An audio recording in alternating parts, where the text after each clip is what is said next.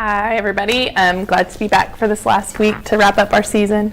I was with you guys right before we played our second round matchup, the semifinal game against Truman. We played that on Thursday of last week, and it was double overtime loss. If you weren't lucky enough to be out there, it was a really great game. Truman was the 1 seed, and we were the 5 seed, and we fought really hard. It was kind of the story of our season. Our defense was really great, and we held them, but we couldn't quite put the ball in the bucket. So wish we'd have shot the ball better in the first half when we held them to only 15 points. The second overtime, we were scoreless. That was just kind of, we just couldn't quite get the ball to go in that second half. So that's how we finished up. We were proud of the girls. We had one girl place on the all-district team. That was Jamie Jackson, our sophomore point guard. We're really proud of her. Our overall record ended up 11-15. I think we left the gym leaving people a little bit worried about us next year. I had several people from Liberty who was playing after us say, whoa, that was a really good game. So we're excited about the future for this team and can't wait to see what we can do.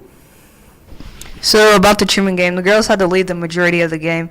What do you think was the biggest factor towards that?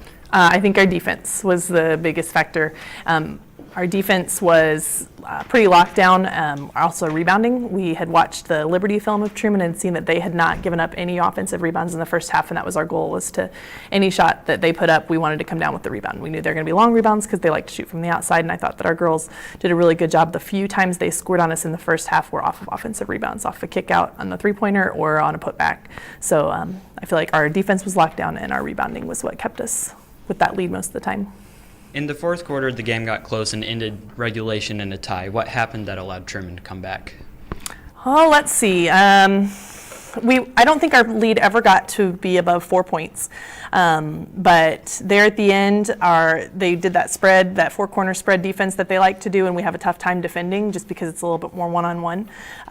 They went up 3 off of an and one, and we had a huge 3 that was hit with about 26 seconds left, and then Gabby came down and took a charge with 0.5 left to be able to close out that regulation. So I think they just came back. Monroe hit 2 threes on us, and she has probably hit 2 threes all year, so we were monstering off of her and not defending that, and then she went ahead and hit 2, so that's big-time player for big-time play, 2 big-time plays out of her.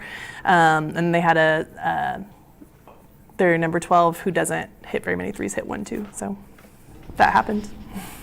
So transitioning from going into overtime to actually being in overtime, what do you think? You described to us the emotions, what was going on during that overtime game and how they fought, and actually having the game on the line in overtime. Yeah, it was interesting. I talked about it the week before that we hadn't had an overtime game yet this year, and all the girls were like, man, that'd be so fun to have an overtime game. Well, we had a double overtime game, so in the most important game of the year.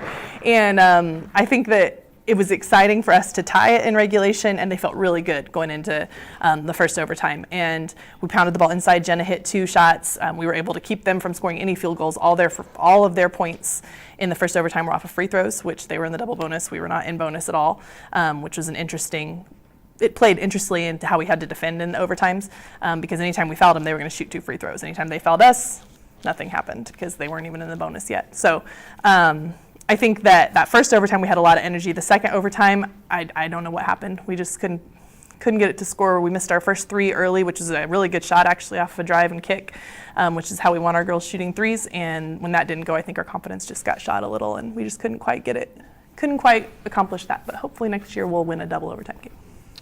What was said to the girls in the locker room after the game?